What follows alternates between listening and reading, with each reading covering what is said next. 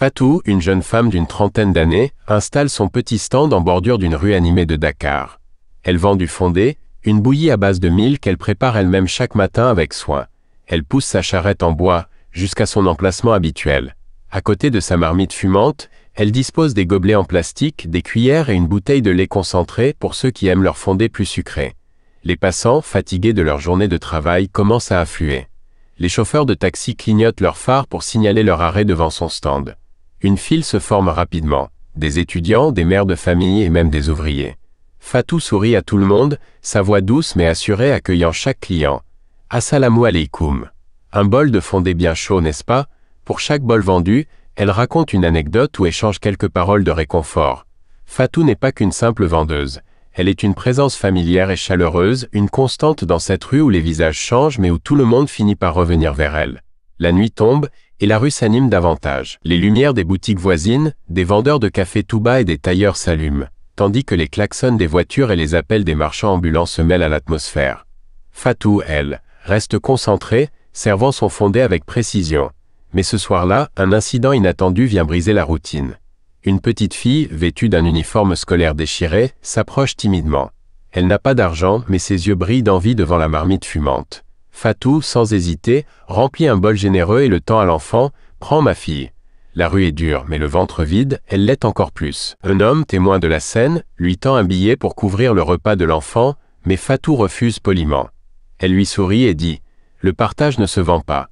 Il se donne. » La rumeur de son geste se répand parmi les clients. Certains insistent pour payer un bol supplémentaire pour ceux qui en ont besoin. La file devient une chaîne de solidarité. Cette nuit-là, Fatou ne vend pas seulement du fondé.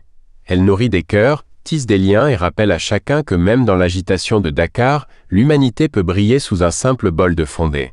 Chaque soir, Fatou se tenait derrière sa charrette, vendant son fondé. Ce travail, aussi humble qu'il paraisse, était son seul moyen de subsistance. Mais pour Fatou, il avait un but noble, offrir un avenir meilleur à son unique fils, Mamadou. Celui-ci était encore un enfant lorsqu'il accompagnait sa mère après l'école.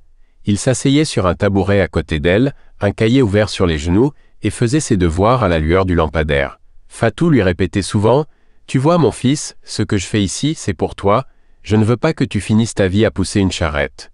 Tu dois aller loin, plus loin que moi. » Avec les modestes revenus de ses ventes, Fatou payait chaque trimestre la scolarité de Mamadou.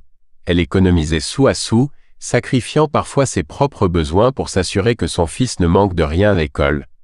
Quand les fins de mois étaient difficiles, elle se répétait que chaque bol de fondé vendu rapprochait Mamadou de ses rêves. Les années passèrent. Mamadou étudiait avec acharnement. Il comprenait les sacrifices de sa mère et portait en lui une ambition féroce de réussir, non seulement pour lui-même, mais pour rendre justice à son travail. Après des études brillantes en commerce international, Mamadou décrocha un poste dans une grande entreprise. Rapidement, grâce à son intelligence et son éthique de travail, il gravissait les échelons. Un jour, il fut nommé directeur général d'une importante société de commerce basée à Dakar. Le jour de son investiture, il invita sa mère à la cérémonie. Fatou, vêtue d'un grand boubou au motif élégant, se tenait fièrement à ses côtés. Quand Mamadou prit la parole, il raconta leur histoire. « Je ne serais pas ici aujourd'hui sans ma mère.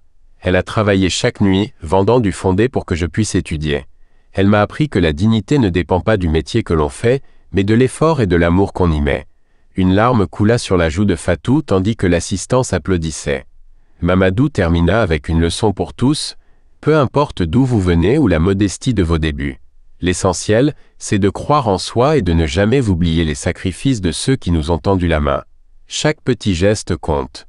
Ma mère m'a donné la meilleure des leçons. La vraie richesse, c'est le cœur, pas le compte en banque. Fatou continua de vendre son fondé, non plus par nécessité, mais par passion. Sa petite charrette devint un symbole de persévérance dans leur quartier, une histoire racontée à chaque enfant pour lui montrer que même les humbles débuts peuvent mener au sommet.